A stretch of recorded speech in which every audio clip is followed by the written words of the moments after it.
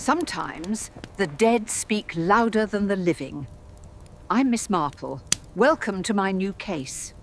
The first snow of December had settled like powdered sugar across the village of Little Wickham, transforming the modest cottages and ancient church into something from a Christmas card. The scent of pine needles and beeswax candles mingled with the rich aroma of mulled wine and roasted chestnuts, creating a heady, comforting atmosphere within the grand drawing-room of Greystone Manor. Miss Jane Marple sat comfortably in a wing-backed chair near the towering Christmas tree, her knitting needles clicking softly as she observed the assembled company with the practiced eye of someone who had spent decades watching human nature reveal itself in small gestures and telling glances. At 73, Miss Marple had witnessed many such occasions, and experience had taught her that when people departed dramatically from their established patterns, interesting developments often followed. Tonight's gathering was particularly intriguing, as their host, Reginald Ashworth, had been virtually reclusive since his wife's death 2 years ago, declining every social invitation and maintaining only the most necessary contact with his neighbors. Yet here he was, throwing open the doors of his imposing Victorian mansion for what promised to be the grandest Christmas Eve celebration Little Wickham had seen in decades. The guest list itself was fascinating. Mrs. Henderson moved through the room with forced jollity, though Miss Marple had heard whispers about her husband's recent financial difficulties. Young Mr. Alistair Finch, Ashworth's nephew recently returned from London, barely concealed his disdain whenever his uncle addressed him, suggesting some unresolved family tension. Eleanor Vance, Ashworth's timid niece, hovered near the refreshment table with the perpetually flustered demeanor of someone uncomfortable in social situations. Dr. Pemberton, the village physician, seemed unusually somber for such a festive occasion, while the vicar's wife kept glancing nervously toward the study door as if expecting something unpleasant to emerge. Ashworth himself moved through his domain with the air of a benevolent monarch, his considerable girth and even more considerable self-importance on full display. Miss Marple noted the petulance around his mouth and the glint in his eye that suggested he enjoyed exercising his power even over trivial matters. He was known for his generosity, but also for a sharp, cutting wit that had, on more than one occasion, left guests smarting. The evening progressed with the usual festive rituals until Ashworth, after a particularly spirited rendition of "Deck the Halls," announced that he had a special surprise for his guests, a rare vintage port he had acquired from a private collection. He theatrically produced a small, ornate key from his waistcoat pocket, explaining that the bottle was kept under lock and key in his study, a room he rarely allowed anyone to enter. "I shall fetch it myself," Ashworth declared, puffing out his chest. "No one else knows the secret of its proper decanting, you see. A delicate art." He winked broadly at Eleanor, who offered a weak smile in return, before disappearing through the heavy oak door at the far end of the drawing-room. Miss Marple paused her knitting, finding her gaze drifting toward that door. A peculiar silence seemed to have fallen over that corner of the room, distinct from the general hum of the party. It was the sort of silence that felt less like an absence of sound and more like a held breath. Experience had taught her to pay attention to such atmospheric shifts. Then a sudden, sharp crash echoed from beyond the oak door, followed by a choked gasp. The festive chatter died abruptly. All eyes turned toward the study. A maid nearby let out a small shriek, dropping her tray with a clatter that seemed deafening in the sudden stillness. For a long moment, no one moved, frozen in a tableau of bewildered alarm. Finally, young Finch strode purposefully toward the study door and flung it open. The sight that met their eyes was one that would forever haunt the Christmas memories of Little Wickham. Reginald Ashworth lay sprawled on the Persian rug, an antique letter opener protruding from his chest, its silver handle glinting malevolently in the lamplight. The promised vintage port lay shattered beside him, its dark contents spreading across the rich carpet like spilled blood. His eyes stared blankly at the ornate ceiling, and a crimson bloom spread slowly across his pristine white waistcoat. The Christmas Eve celebration had ended, not with cheer, but with murder most foul. For a long moment, the only sound in the drawing room was the soft hiss of snow against the windows and the distant chiming of the church bells announcing the midnight hour. The festive warmth that had filled Greystone Manor just moments before had evaporated, replaced by a chill that seemed to emanate from the study itself. Miss Marple observed the frozen tableau with the practiced eye of someone who understood that in moments of extreme shock, people often revealed more about themselves than they intended. Dr. Pemberton was the first to move, his medical training overriding the social paralysis that had gripped the others. He pushed past Eleanor Vance, who stood trembling in the doorway, and knelt beside Ashworth's still form.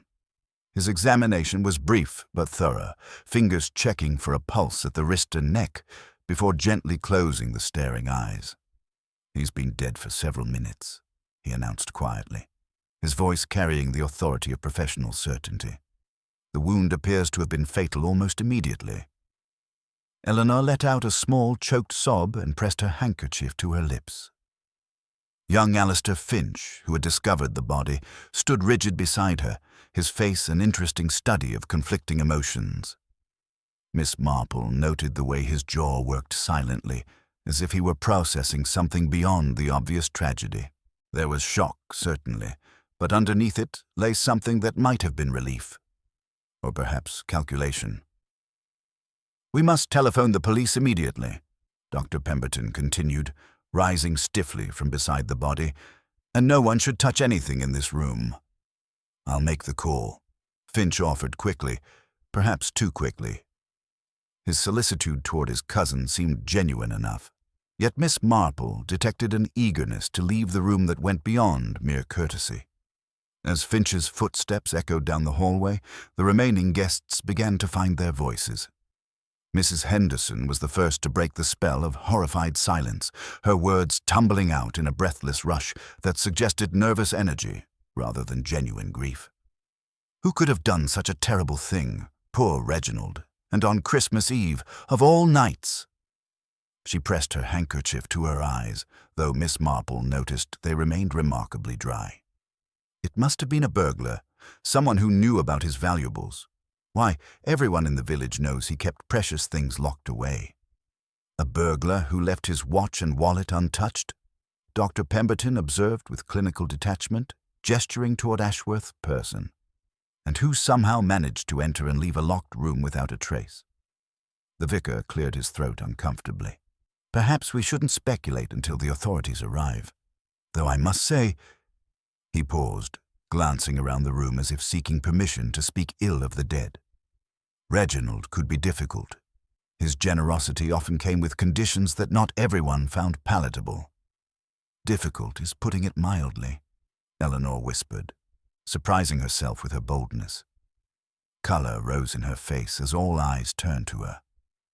Uncle Reginald had a talent for making people feel small. He enjoyed it, I think. Miss Marple's knitting needles resumed their gentle clicking as she absorbed these revelations. Already the carefully maintained veneer of village politeness was beginning to crack, revealing the tensions that lay beneath. She had observed this phenomenon many times before, how sudden death had a way of loosening tongues and exposing long-buried resentments. The sound of heavy boots on the front steps announced the arrival of the local constabulary. Sergeant Miller appeared in the doorway, snow still clinging to his uniform, his usually ruddy face pale beneath his cap. Behind him stood Inspector Craddock of the county police, a man Miss Marple knew by reputation, competent, though perhaps too inclined to accept obvious solutions. "Ladies and gentlemen," Craddock announced, his weathered face grim as he surveyed the scene.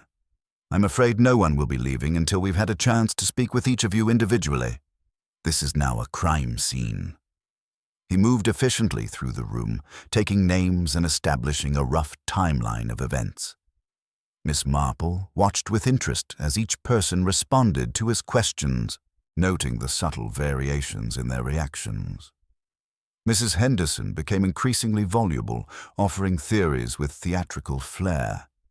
Eleanor remained withdrawn and tearful, while the vicar and his wife maintained their shocked dignity.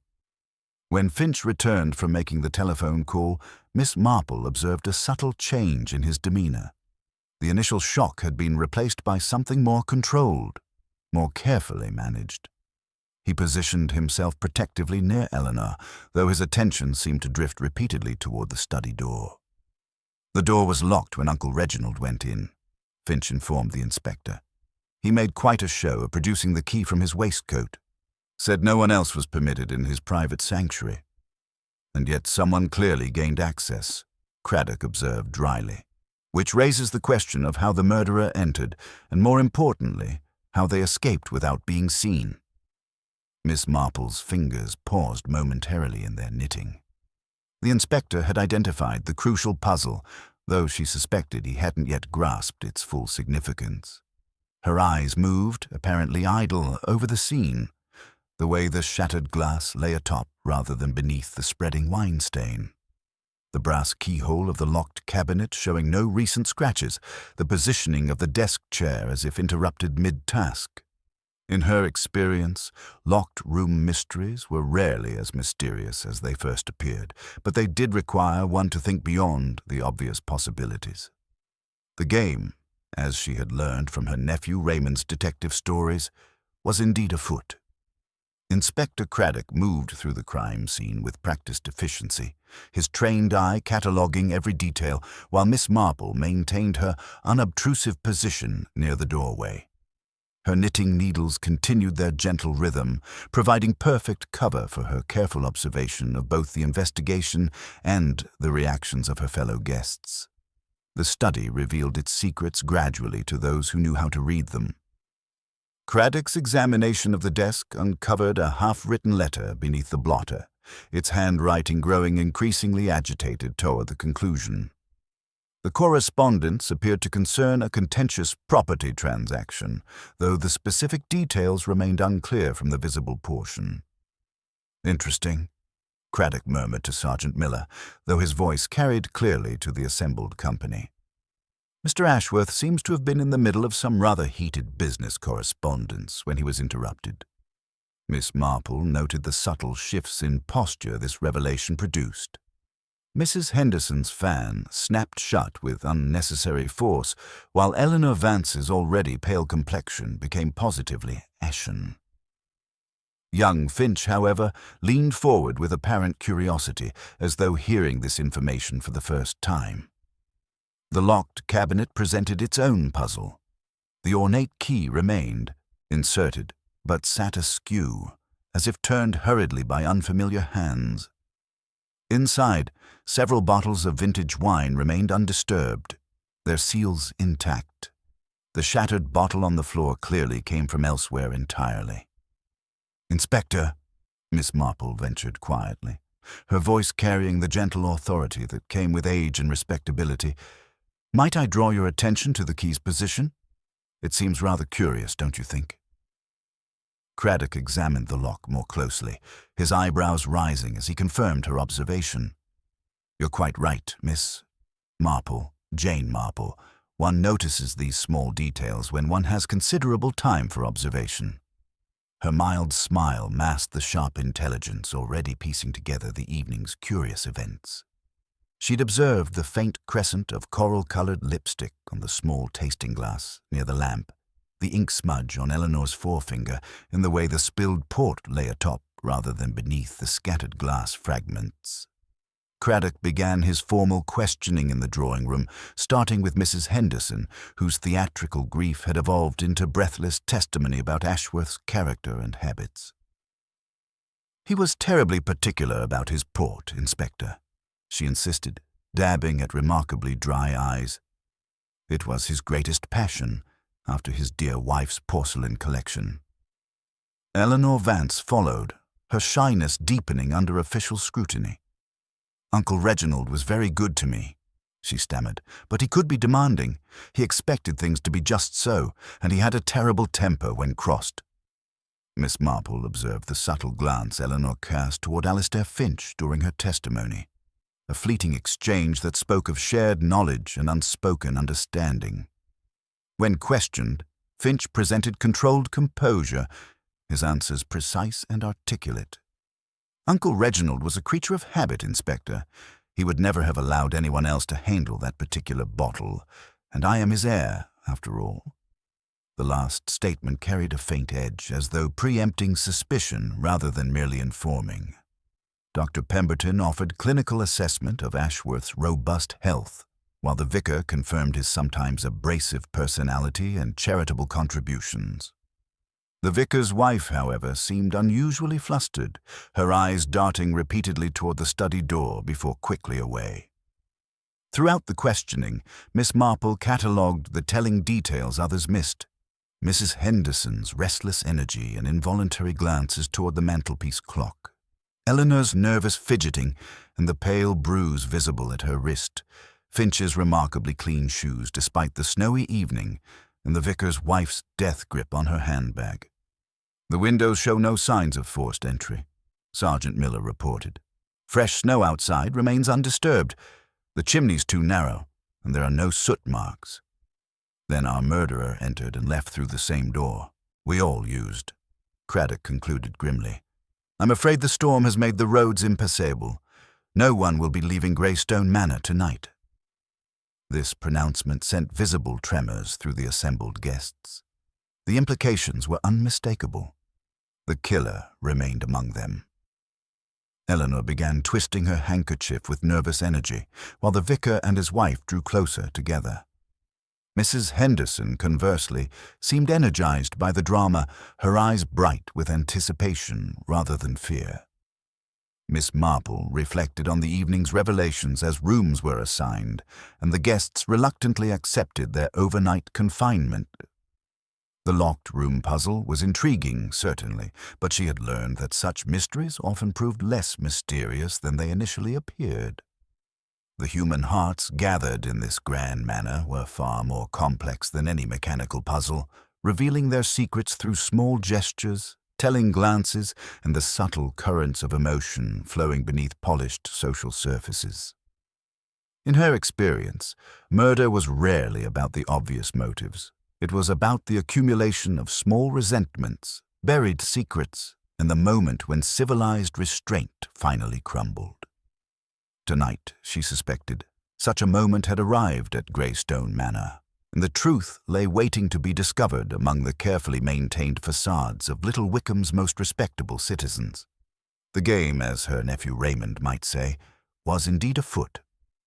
Dawn brought little comfort to the occupants of Greystone Manor, the pristine snow outside serving as a stark reminder of their continued confinement. The storm had intensified during the night, piling drifts against the windows and rendering the country roads utterly impassable. Inspector Craddock appeared at breakfast with the methodical determination of a man who understood that solving this case would require patience and careful observation rather than the luxury of additional resources. The morning light streaming through the frost-etched windows revealed details that had been obscured by the previous evening's lamplight and emotional turmoil. Miss Marple, positioned strategically near the morning room's bay window with her ever-present knitting, noted the subtle changes in her fellow guest's demeanor. The shock of the previous evening had given way to a more complex mixture of anxiety, calculation, and barely concealed tension. Inspector Craddock resumed his methodical questioning, this time focusing on the half-written letter discovered beneath Ashworth's desk blotter. The correspondence, with its references to threats and property disputes, had provided the first concrete suggestion of motive beyond the obvious family tensions. "The letter mentions threats, Mr. Finch," Craddock observed, studying Alistair's composed features. "Your uncle seemed genuinely concerned about some form of coercion. Do you have any knowledge of business disputes that might have escalated to such a level?"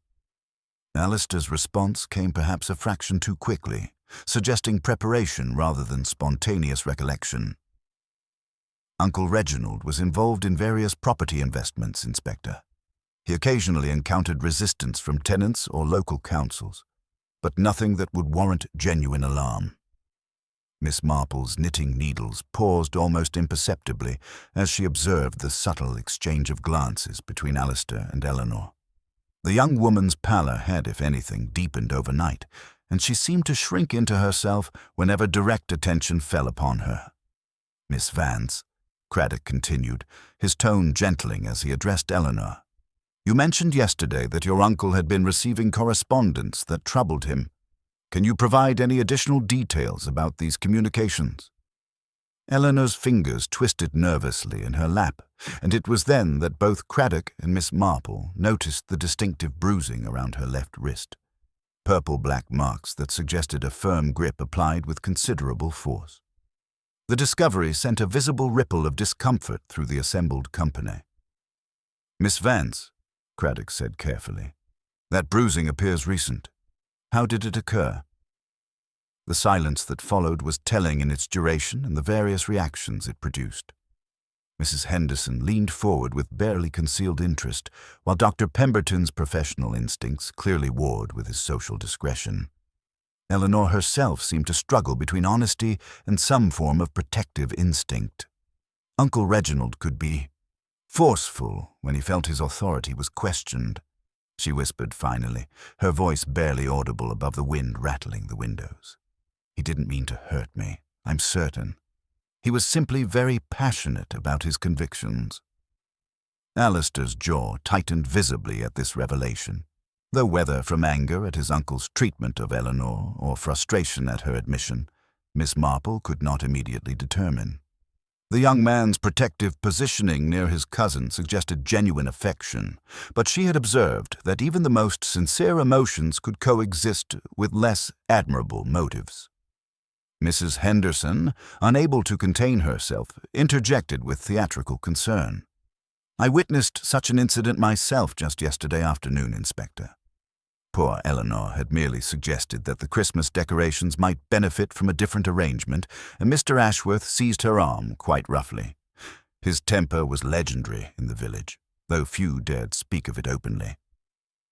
This testimony clearly provided Craddock with what appeared to be a compelling motive structure: an abusive guardian, a protective male relative, and a substantial inheritance at stake.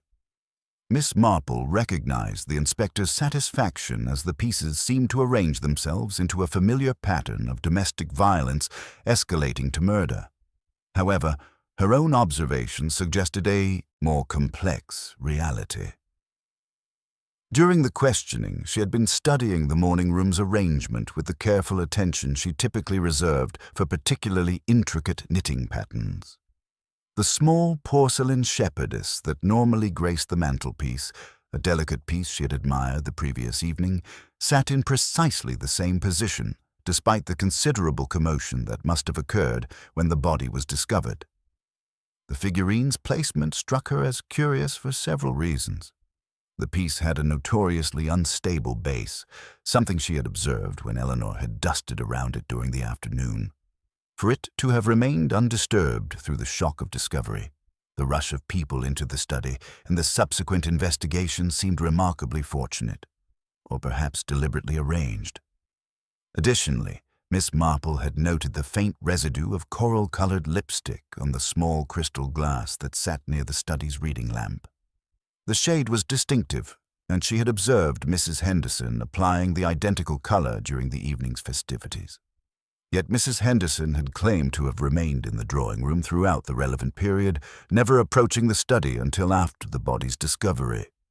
As Inspector Craddock continued his methodical examination of motives and opportunities, focusing increasingly on the obvious suspects of Alistair and Eleanor, Miss Marple reflected on the curious timing of various events. The mantel clock in the drawing room had stopped at 11:47, yet the church bells had chimed midnight shortly after the body's discovery. Such discrepancies in timekeeping often revealed more about human nature than mechanical failure. The investigation was proceeding along predictable lines, with Craddock's attention firmly fixed on the family members who stood to gain from Ashworth's death. Yet Miss Marple's experience had taught her that the most obvious solution was often merely the most convenient one, designed to obscure rather than reveal the truth. The real murderer, she suspected, was counting on precisely such conventional thinking to escape detection. As the morning progressed and the inspector's questions grew more pointed, Miss Marple continued her quiet observations, cataloguing the small inconsistencies and overlooked details that would eventually reveal the true nature of Christmas Eve's deadly events at Greystone Manor. The afternoon light filtering through Greystone Manor's frost-laden windows cast an atmosphere of mounting tension as Inspector Craddock proposed a careful reconstruction of the previous evening's events. The assembled company, though reluctant, complied with his methodical approach, gathering once more in the drawing-room where the great fir tree cast shifting shadows in the pale winter light. Miss Marple resumed her strategic position near the bay window, her knitting needles providing their customary gentle rhythm as she observed both the reconstruction and the subtle reactions it produced among her fellow guests. Experience had taught her that people often revealed more about themselves when asked to recreate moments of crisis than they did under direct questioning. "We shall proceed step by step," Craddock announced with professional authority. Mr. Ashworth announced his intention to retrieve the special port and produce the key from his waistcoat pocket. "Please position yourselves exactly as you were at that moment."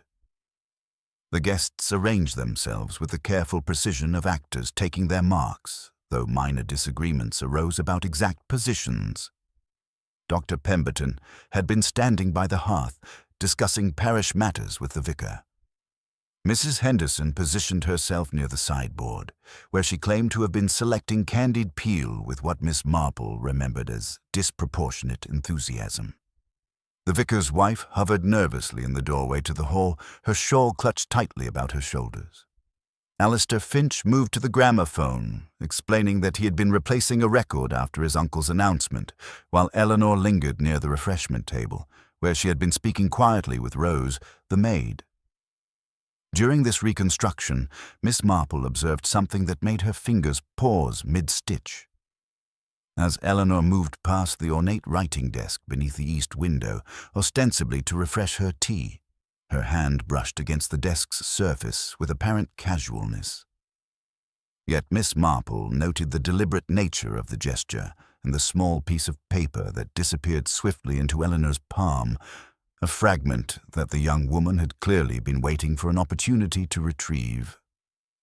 "The gramophone is particularly interesting," Craddock observed, examining the half-wound crank and the carol record that lay atop it. "Mr. Finch, you mentioned changing the record when your uncle entered the study. Did you stop the music entirely?" "For a moment, yes," Alistair replied with studied composure. "The needle seemed worn, and I thought it best to replace it properly." Miss Marple found this detail curious. Most hosts preferred music to continue during brief interludes, and stopping it would have created precisely the breath-held silence she had noticed, a silence that would be useful to someone listening for particular sounds or signals from the study. Craddock's systematic questioning revealed several troubling discrepancies in the evening's timeline. Mrs. Henderson, when pressed for specifics, admitted to a brief absence to powder her nose, though she insisted the duration was minimal. The vicar's wife reluctantly acknowledged stepping onto the terrace for fresh air, despite the storm. Dr. Pemberton had checked his medical bag in the cloakroom, ensuring his supplies were complete in case the weather prevented his return home. Each absence was brief and accompanied by reasonable explanations, yet their cumulative effect established that virtually every guest had enjoyed some opportunity to approach the study unobserved during the crucial period. It was then that Sergeant Miller returned with evidence that sent visible ripples of tension through the assembled company.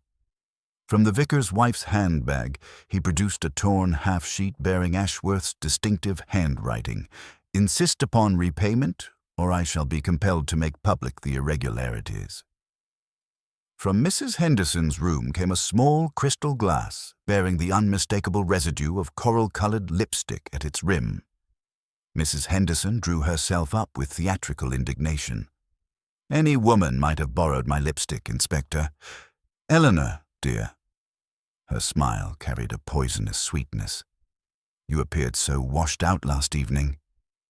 "I don't wear such shades." Eleanor whispered, shrinking visibly under the attention. The vicar's wife burst into hurried explanation, her composure finally cracking. Mr. Ashworth was cruel about the parish accounts.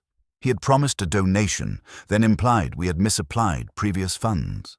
That letter was meant to frighten me into submission over something that was merely a temporary adjustment after the roof repairs. Miss Marple's attention was drawn to Mrs. Henderson's crimson shawl, noting how a single thread curled free where it had caught on the carved chair back.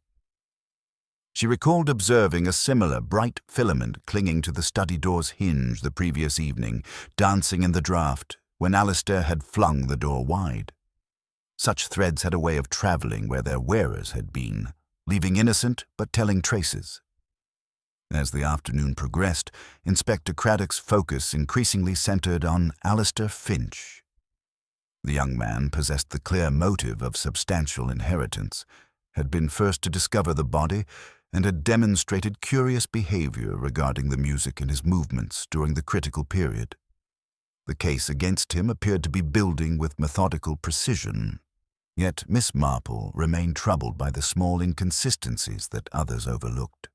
The porcelain shepherdess on the mantelpiece sat in precisely the same position, despite the considerable commotion, though she knew from observation that the piece had a notoriously unstable base.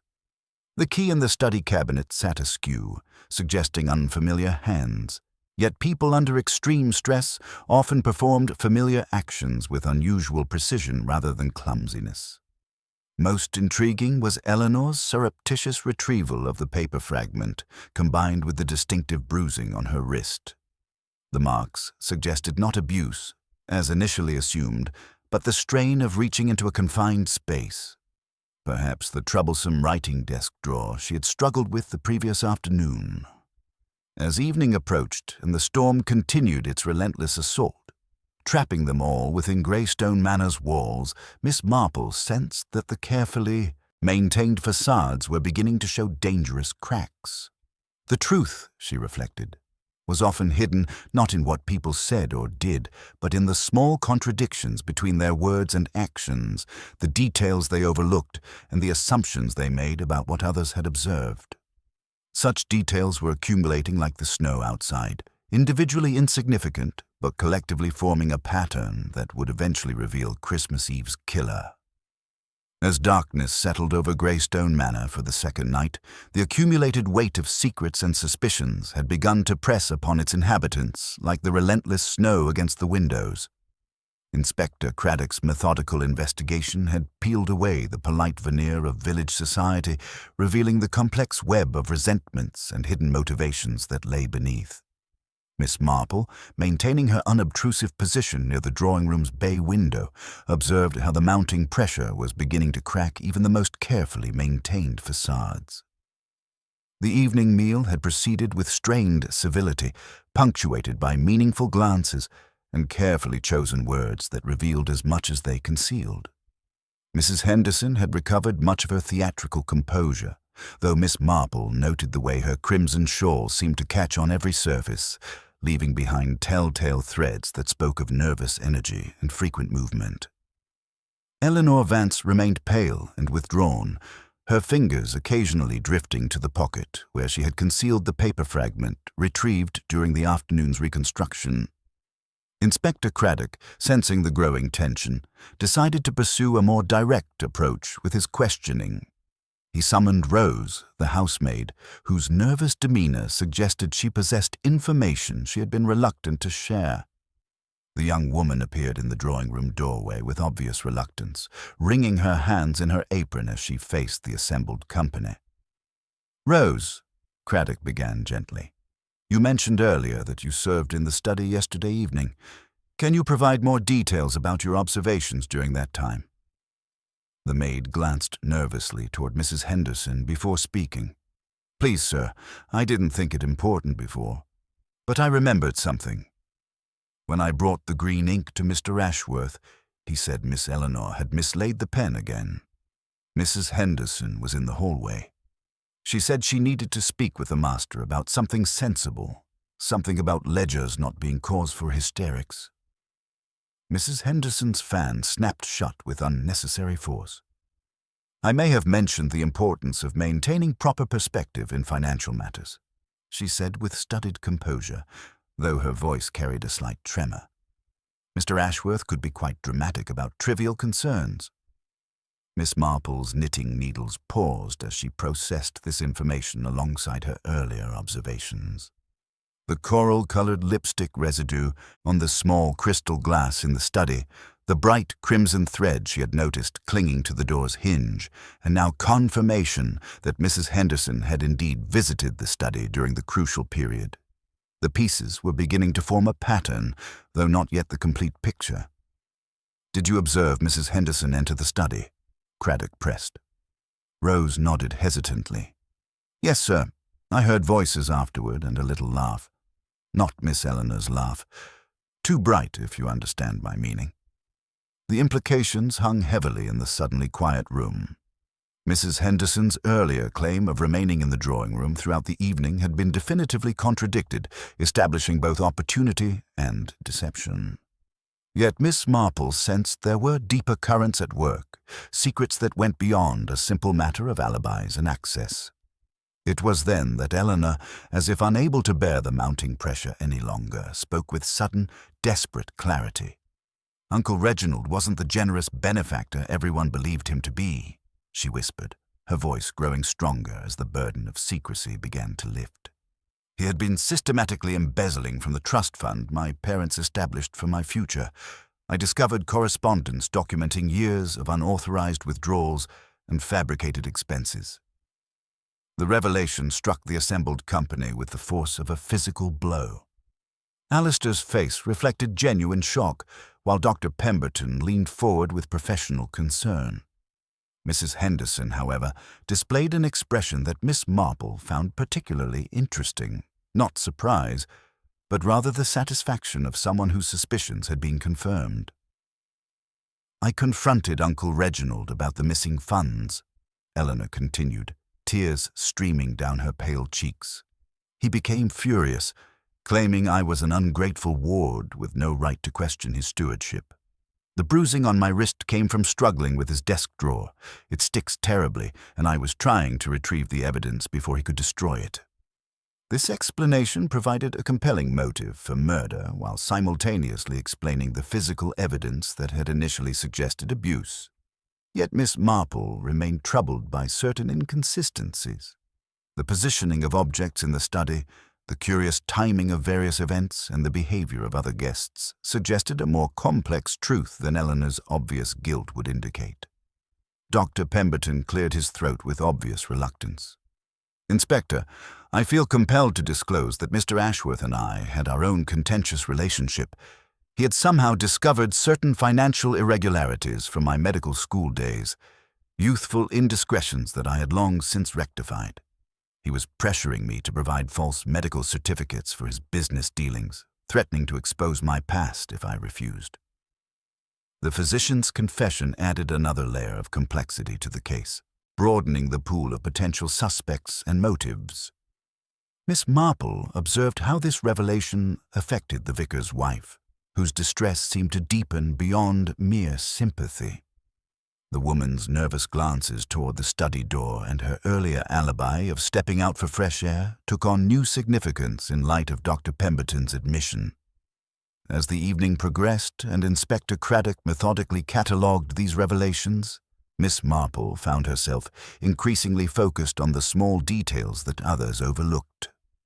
The wine stain in the study had dried with glass fragments clearly visible atop its surface, suggesting the bottle had been broken after the port had already been spilled. The ornate cabinet key sat askew in its lock, as if turned by unfamiliar hands under stress. Most intriguingly, the coral lipstick on the crystal glass bore traces not of water, as Mrs. Henderson had claimed, but of the same vintage port that lay shattered on the Persian rug. These physical inconsistencies, combined with the growing catalogue of motives and deceptions, painted a picture of careful staging rather than spontaneous violence. Someone had taken considerable care to arrange the scene in the study, counting on the obvious suspects to draw attention away from the true perpetrator. Miss Marple reflected that in her experience, the most successful murderers were often those who understood human nature well enough to manipulate others' assumptions and prejudices. As the second night at Greystone Manor deepened around them, with the storm continuing its relentless assault and trapping them all within the manor's walls, Miss Marple sensed that the careful facade of respectability was beginning to crumble entirely. The truth, she knew, lay hidden not in the obvious motives and dramatic revelations, but in the small contradictions between what people claimed and what the evidence actually revealed. The game of deception was far more intricate than Inspector Craddock yet realized, and the real murderer was counting on conventional thinking to provide the perfect cover for their crime. The weight of accumulated secrets pressed heavily upon Greystone Manor as the evening deepened, each revelation having peeled away another layer of the carefully maintained village facade. Inspector Craddock, sensing that conventional approaches were insufficient for this increasingly complex case, decided to conduct a more thorough examination of the study's physical evidence. The locked room mystery demanded attention to details that might have been overlooked in the initial shock of discovery. Miss Marple accompanied him with her customary quiet efficiency, her knitting bag containing the tools of careful observation she had perfected over decades of village life. As they entered the study together, the lamplight cast new shadows that revealed subtleties invisible during the earlier chaos. "Inspector," she observed, kneeling beside the wine stain with the practiced attention of someone accustomed to household accidents, "this spill pattern troubles me considerably. Notice how the glass fragments rest atop the dried port rather than beneath it. The wine was clearly spilled first, allowed to begin drying, and only then was the bottle shattered." Craddock examined the evidence with renewed interest, his trained eye confirming her observation. The implications were immediately clear. The scene had been deliberately staged to suggest violent struggle when the reality was far more calculated. Someone had taken considerable care to arrange the study's appearance, counting on the obvious drama to obscure more subtle truths. Their examination revealed additional inconsistencies that painted a picture of careful preparation rather than spontaneous violence. The ornate cabinet key sat askew in its lock, suggesting unfamiliar hands operating under stress, yet the valuable bottles within remained perfectly aligned. The desk chair was positioned as if someone had been interrupted mid-task, but the blotter showed no signs of the hurried movements such interruption would produce. Most tellingly, Miss Marple discovered a small crystal glass tucked behind the lamp base, bearing traces of the same coral-colored lipstick she had observed Mrs. Henderson applying throughout the evening. The glass contained residue not of water, as one might expect, but of the identical vintage port that lay shattered across the Persian rug. "Someone sampled the port before it was spilled," she murmured to Craddock, her voice carrying the certainty of long experience with human nature. "The timing suggests they were already in the study when Mr. Ashworth entered, perhaps waiting for him." This discovery fundamentally altered their understanding of the evening's events. Rather than an intruder or a family member striking in sudden anger, the evidence suggested a carefully orchestrated encounter.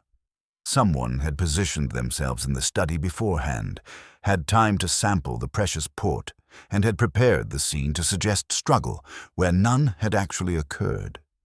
Their investigation was interrupted by Eleanor's appearance in the doorway, her face pale but determined.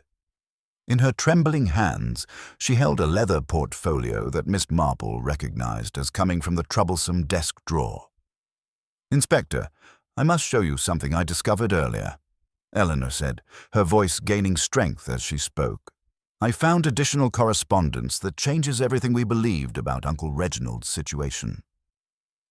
The documents she produced revealed a shocking reversal of their assumptions.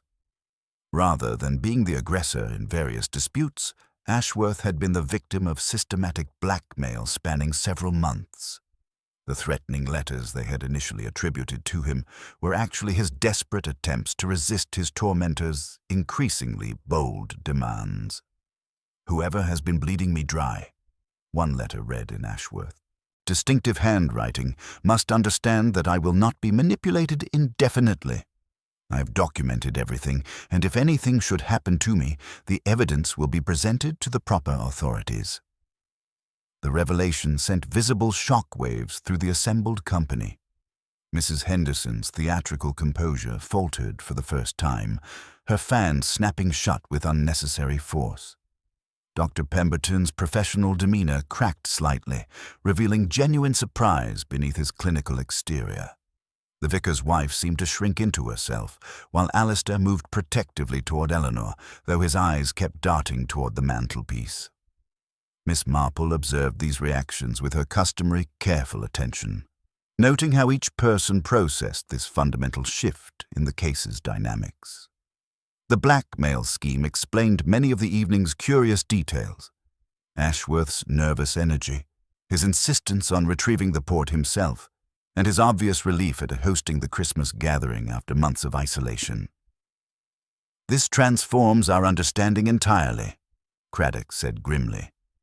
"Mr. Ashworth wasn't threatening anyone. He was being systematically extorted. His murder was committed not by his victims, but by someone whose blackmail scheme was threatened with exposure." The implications were clear to everyone present. The killer had not only committed murder, but had orchestrated an elaborate deception designed to implicate the obvious suspects while maintaining their own facade of innocence. The locked room mystery, the staged wine spill, the planted evidence, all had been carefully calculated to create maximum confusion while directing suspicion toward the family members who stood to inherit. As the evening progressed and the full scope of the blackmail scheme became apparent, Miss Marple reflected on the true complexity of the crime before them. The murderer possessed not only the ruthlessness to kill, but the sophistication to manipulate the investigation itself, counting on conventional thinking and obvious motives to provide perfect cover for their activities. The storm outside continued its relentless assault, trapping them all within the manor's walls as the truth slowly emerged from layers of deception and misdirection. In her experience, the most dangerous criminals were often those who understood human nature well enough to exploit others' assumptions and prejudices, turning the very process of investigation into an instrument of their own protection. The game had indeed become far more sophisticated than anyone had initially realized, and the real murderer's desperation was beginning to show in the increasingly bold measures taken to maintain their carefully constructed facade. The weight of the blackmail revelation settled over Greystone Manor like the relentless snow outside, fundamentally altering not only the investigation's direction, but the very atmosphere among the trapped guests. Inspector Craddock, recognizing that conventional methods had proven insufficient for this increasingly complex case, decided to secure the crucial documents Eleanor had discovered before proceeding with a more psychological approach to the investigation. As Craddock carefully placed the leather portfolio on the morning room sideboard, preparing to fetch his evidence case from the motor, the storm's intensity suddenly surged. The lights flickered dramatically, casting dancing shadows across the assembled faces before steadying once more. In that brief moment of dimmed illumination, Miss Marple observed the telling movements of her fellow guests, subtle shifts that spoke volumes about their true concerns and intentions. When the lamps regained their full brightness, the portfolio had vanished. The theft announced itself through Craddock's sharp intake of breath as his hand closed on empty wood rather than leather. The inspector's controlled fury was immediately apparent as he ordered the door secured and positioned Sergeant Miller at strategic points throughout the manor. No one, he declared grimly, would move unaccompanied until the missing documents were recovered. Miss Marple, who had remained in her chair throughout the brief chaos, had noted several crucial details during the moment of darkness. Mrs. Henderson's crimson shawl had flared as she pivoted, and now bore a darker, singed edge that hadn't been present moments before. The vicar's wife had stepped backward rather than forward, her handbag now swinging from one arm instead of being clutched protectively in both hands. Most tellingly, the faint scent of sealing wax had begun to permeate the air, a sweet, acrid odor that suggested recent burning. Their search led inevitably to the study, where the hearth revealed the desperate evidence of hasty destruction. Among the freshly stoked ashes, Miss Marple discovered curled fragments of parchment and the telltale residue of red sealing wax. Not the dark green used by Ashworth's solicitors, but the common household variety employed for Christmas parcels and parish correspondence. "Someone has attempted to destroy the codicil," Craddock announced, his voice tight with controlled anger. "The very document that would have exposed their motive for murder." Dr. Pemberton, unable to bear the mounting pressure any longer, broke into confession with the desperate relief of a man who had carried his burden too long. "Inspector, I must tell you about my arrangement with Mr. Ashworth. He had discovered certain irregularities from my medical school days. Youthful indiscretions that I had long since rectified. He was pressuring me to provide false medical certificates for his business dealings, threatening to expose my past if I refused." The physician's admission sent visible shockwaves through the assembled company. Yet Miss Marple observed that Mrs. Henderson's reaction was not surprise, but rather a knowing satisfaction that suggested prior awareness of Dr. Pemberton's predicament. Following his confession, the vicar's wife burst into tears, revealing her own entanglement in Ashworth's web of manipulation. "I borrowed from the Christmas fund when the roof repairs exceeded our budget," she sobbed. "Mr. Ashworth discovered the discrepancy and threatened exposure unless I provided information about other villagers' private affairs. He wanted details about everyone's secrets and vulnerabilities." As these revelations accumulated, Miss Marple decided the moment had arrived for her own subtle psychological test. Resuming her knitting with deliberate casualness, she began to speak in her characteristically gentle manner, her words seemingly innocent but carefully calculated to probe the murderer's defenses. "It reminds me so much of Mrs. Blenkinsop's prize-winning rose garden," she mused, holding up her half-finished work. "Such intricate patterns, all so carefully placed. One wouldn't think to disturb a single petal, would one? And yet sometimes a misplaced stone or a carelessly trodden path can ruin the whole design." Her gaze drifted, apparently idly, toward Mrs. Henderson, who was attempting to read a year-old magazine with forced concentration. Like that beautiful port Mr. Ashworth was so proud of. Such a shame, such a terrible waste. To think it had been decanted so perfectly, ready for enjoyment. Anyone with an appreciation for fine things would have known its worth, surely. Mrs. Henderson's head snapped up, her carefully maintained composure showing its first significant crack. "Indeed, Miss Marple, a tragedy. But then, accidents do happen, especially when one is startled." Miss Marple's smile carried the gentle authority of decades spent observing human nature. "Oh, quite. Though sometimes what appears to be an accident is merely a very clever arrangement, don't you think? And who would suspect the person who is merely admiring the display?" She paused, her knitting needles clicking softly. "One might even say that to truly appreciate a fine vintage, one must first taste it, to understand its nuances, its bouquet. A little sip, perhaps, just to ensure it's ready." The psychological pressure was having its intended effect. Mrs. Henderson's hands clenched around her magazine, and a telltale flush crept up her neck as she struggled to maintain her facade of innocence. "And then," Miss Marple continued with devastating gentleness, "if one were of a mind to, one might even use that very sip to stage a rather convincing scene, wouldn't one? The coral-colored lipstick on the crystal glass in the study was quite distinctive, I thought. The same shade you were wearing Christmas Eve, my dear." Mrs. Henderson rose abruptly, the magazine tumbling to the floor. "Miss Marple, you have a vivid imagination, but such speculation is quite unhelpful. I find myself quite fatigued. I believe I shall retire to my room." As Mrs. Henderson made her hurried exit, her movements betraying desperate panic, beneath her crumbling veneer of respectability, Miss Marple merely smiled and resumed her knitting. The psychological game had achieved its purpose. The murderer's careful facade was finally beginning to crack under the gentle but relentless pressure of truth. The critical reaction had been observed, catalogued, and would soon be used to expose the full extent of Christmas Eve's deadly deception at Greystone Manor. Mrs. Henderson's abrupt departure had been too revealing, and Inspector Craddock instinctively moved to follow her. However, Miss Marple's gentle but authoritative voice stopped him before he reached the doorway. "If I may suggest, Inspector," she said with the quiet confidence that had settled many a village disturbance, "it might be more efficient to have everyone remain together for just a few minutes longer. I believe we can resolve this matter without unnecessary pursuit through the corridors." Sergeant Miller, understanding the unspoken instruction, slipped out and returned moments later with Mrs. Henderson, whose face showed a mixture of indignation and barely concealed panic. Her crimson shawl, Miss Marple noted with interest, now displayed a distinctly singed edge that hadn't been present earlier in the evening.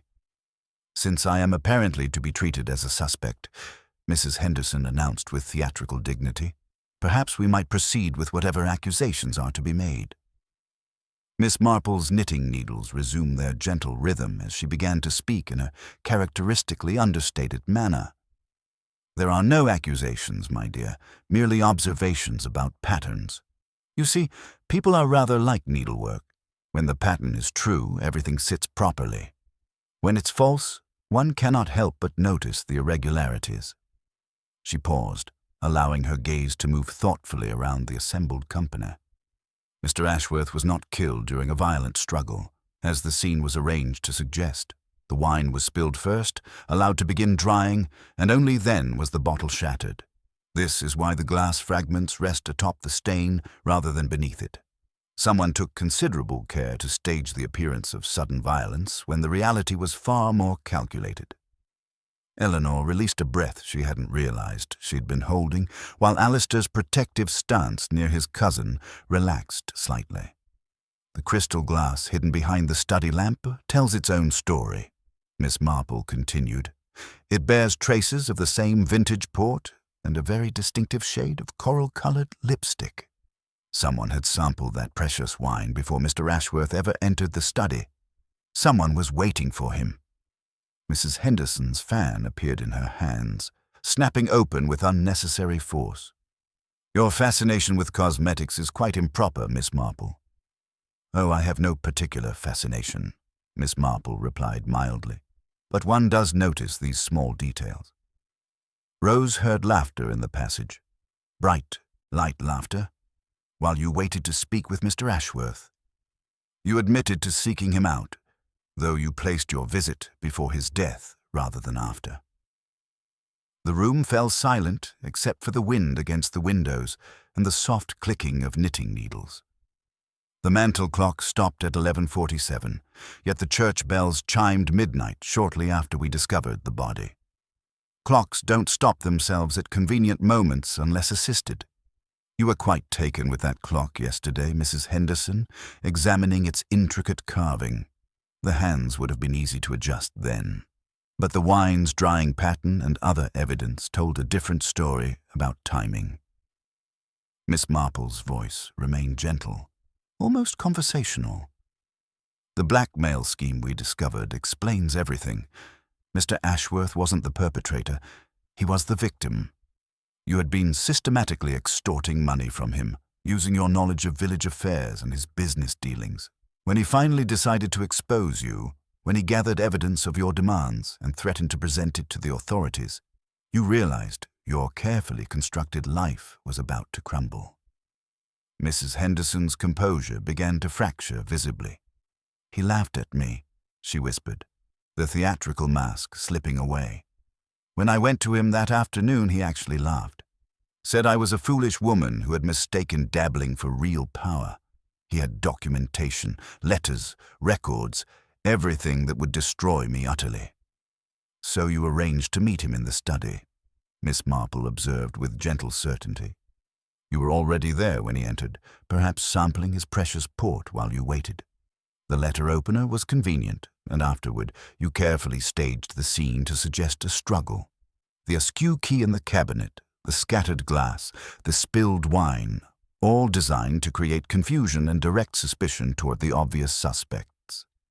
The confession poured forth with the relief of someone who could no longer bear the weight of deception. Mrs. Henderson's carefully maintained facade crumbled entirely as she admitted to the calculated murder of a man whose only crime had been threatening to expose her systematic extortion of his resources and reputation. Inspector Craddock stepped forward with professional gravity, his expression mixing duty with sympathy for the tragic waste of what had once been a respectable life. The Christmas Eve celebration that was meant to restore joy to Greystone Manor had instead become the stage for a carefully orchestrated murder that would forever haunt the memories of Little Wickham's residents.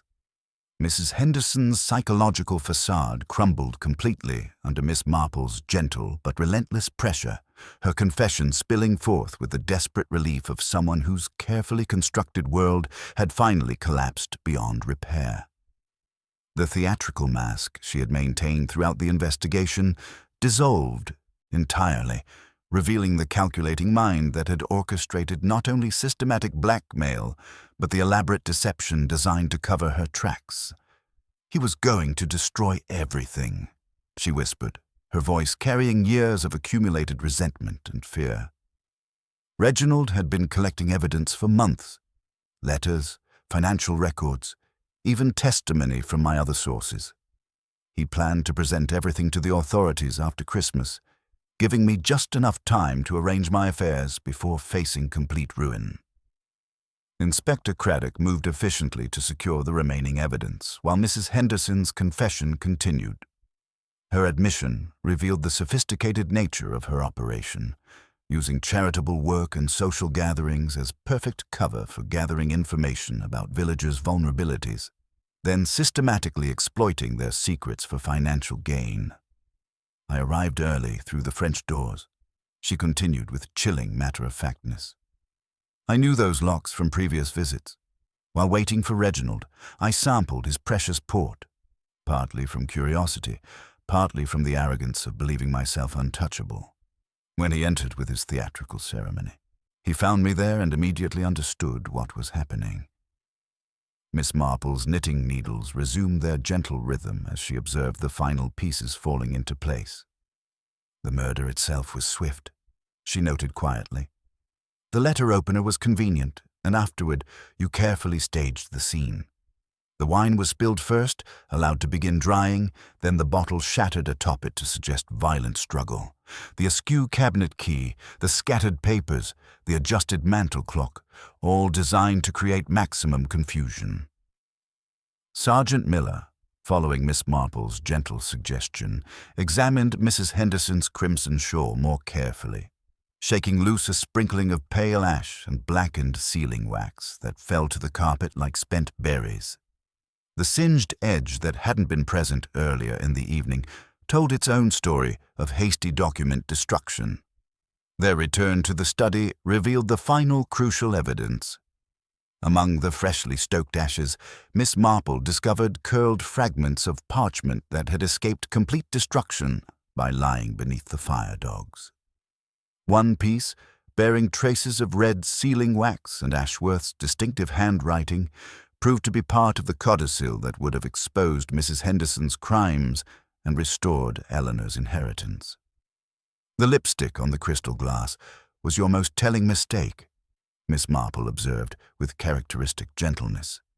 "That distinctive coral shade, combined with the wine residue, proved you had sampled the port before Mr. Ashworth ever entered the study. The bright thread from your shawl caught on the door hinge marked your earlier presence, and Rose heard your laughter in the passage, laughter that was decidedly not Eleanor's." As Inspector Craddock formally arrested Mrs. Henderson, the full weight of Christmas Eve's deception settled over the remaining guests. Eleanor's shoulders shook with complicated relief rather than grief, while Alistair moved protectively toward his cousin, his earlier suspicions finally laid to rest.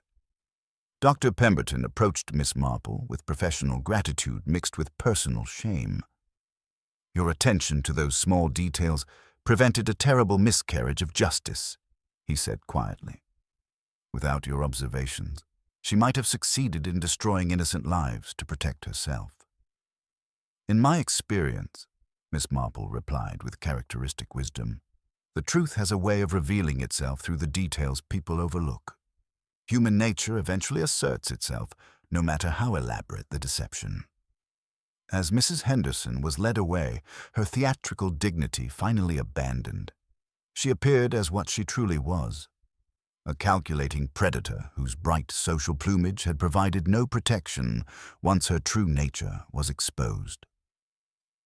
The Christmas Eve that was meant to restore joy to Greystone Manor had instead revealed the dangerous currents that could flow beneath even the most respectable surfaces. Eleanor approached Miss Marple with quiet gratitude. "I kept thinking I should have known more, done more," she said, colour finally returning to her pale cheeks. "My dear," Miss Marple answered gently, "you did the most difficult thing. You persisted with the truth when it cost you dearly. That requires a particular kind of courage." As evening approached and the storm finally began to subside, Little Wickham prepared to resume its rehearsal of normalcy. The village would heal, Miss Marple reflected, though it would take time to rebuild the trust that had been so thoroughly violated. She gathered her knitting with characteristic composure, thinking how murders rarely sprang from grand passions but from small vanities set loose. A sip of stolen port, a liking for bright shawls, the temptation to manipulate time itself. Human nature, she mused as she prepared to take her leave, remained fundamentally unchanged. Only the props varied with each season. Somewhere, a kettle would go on for tea. Somewhere else, a careless word would begin its quiet work of destruction or healing.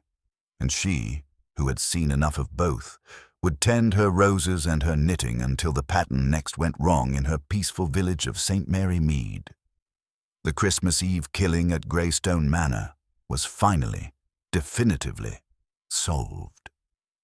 The dawn that followed Mrs. Henderson's arrest brought with it a crystalline clarity that seemed to mirror the resolution of the case itself. The storm had finally exhausted its fury during the night, leaving Greystone Manor surrounded by pristine snow that sparkled under pale winter sunlight. Inspector Craddock, his duty fulfilled but his curiosity still engaged, approached Miss Marple as she folded her completed needlework with characteristic precision. "There is one matter that troubles me still," he admitted quietly. "I understand the why and the what, but I should appreciate your thoughts on the how. The locked room aspect seemed so convincing." Miss Marple regarded the study door with the gentle attention she might give to a particularly intricate knitting pattern. "It was never truly a locked room puzzle, Inspector." Mrs. Henderson took advantage of the study's second entrance, the narrow communicating door concealed by the velvet curtain near the bookcase. Old houses are built for convenience as much as privacy. The bolt on the study side had been painted over years ago, but you can still see the bright flakes on the carpet where it was recently forced. Craddock's eyebrows rose as understanding dawned. She withdrew the bolt, slipped through to the library passage, and returned to the drawing room by the long route. Precisely. And if you examine the library passage skirting board, you will find a smudge of that distinctive coral lipstick where she steadied herself against the wall. People often touch familiar surfaces when under stress, leaving traces they never consider. Eleanor Vance appeared in the doorway, her colour finally restored after the previous evening's revelations. The weight of suspicion had lifted from her shoulders, replaced by quiet dignity that spoke of trials survived and character tested. "Miss Marple," she said softly, "I wanted to thank you before you departed. You saw the truth when everyone else was blinded by obvious explanations."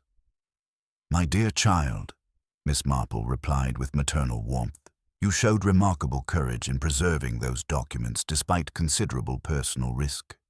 Your uncle's final act was to protect you from his blackmailer's schemes, ensuring the truth would eventually emerge." Alistair Finch joined them, his earlier protective tension replaced by genuine relief. The inheritance that had made him a suspect would now pass to Eleanor as originally intended, free from the taint of murder and deception. Dr. Pemberton, his professional dignity restored, though forever marked by recent events, offered his own reflection on the case's resolution. "I find myself wondering how long her scheme might have continued undetected," he observed quietly. "Village life provided perfect cover for such activities. Who suspects the charitable lady organizing parish events?" Miss Marple's response carried the wisdom of decades spent observing human nature in all its complexities. Respectability can be the perfect disguise for those who understand how to manipulate social expectations. Mrs. Henderson's charitable work provided both access to private information and the appearance of moral authority. People confided in her precisely because they trusted her public persona. As the morning progressed and the roads became passable, the guests began their departures from Greystone Manor. The vicar and his wife departed with quiet dignity, their own brush with Mrs. Henderson's schemes serving as a sobering reminder of how easily respectability could mask predatory behavior. Their Christmas fund would be restored, their reputation intact, but the experience had taught them valuable lessons about the dangers of small compromises. Mrs. Henderson's final removal from the manor carried with it an air of tragic inevitability. Her theatrical mask had been permanently discarded, revealing the calculating opportunist who had systematically exploited her neighbor's trust and vulnerabilities. The bright crimson shawl that had been her signature would be remembered now, not for its cheerful color, but for the telltale threads it had left at the scene of her carefully orchestrated crime. As Miss Marple prepared for her own departure, Eleanor walked with her to the waiting motor car. Uncle Reginald's final gift was ensuring the truth would survive his death, Eleanor observed with quiet wisdom.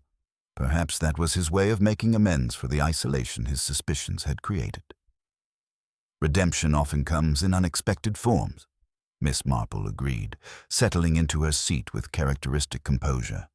Your uncle recognized the danger too late to prevent his own death, but not too late to protect your future. The journey back to St. Mary Mead provided time for reflection on the curious satisfaction that came with seeing justice served through careful observation rather than dramatic confrontation. The truth had emerged not through brilliant deduction, but through patient attention to the small inconsistencies that revealed larger patterns of deception. A sip of stolen port, a thread caught on a hinge, the careful staging of evidence designed to mislead. Miss Marple reflected on the curious nature of evil, how it often masqueraded as something ordinary, even benevolent. The most dangerous individuals were not always the obviously sinister, but those who understood how to manipulate the expectations and trust of others. Mrs. Henderson's downfall had been her overconfidence, her belief that she was cleverer than everyone else, especially a seemingly frail old woman who spent her days knitting. As St. Mary Mead came into view, Miss Marple noticed the first snowdrops pushing through the frosty ground beside her garden gate. Tiny, resilient promises of spring. She stepped out, breathing in the crisp, clean air, a faint smile playing on her lips. The world, for all its darkness, still offered beauty and the quiet triumph of truth. Her roses would need attention after the storm, her cottage would require warming, and somewhere in the village, new patterns of human behavior would be establishing themselves, waiting for her gentle but perceptive eye to notice when they departed from their expected forms. Human nature remained fundamentally unchanged. Only the props varied with each season. The Christmas Eve killing at Greystone Manor had been solved through patience and observation, and life would continue its eternal dance of virtue and vice, wisdom and folly, with Miss Marple ready to notice when the pattern next went awry in her peaceful corner of England.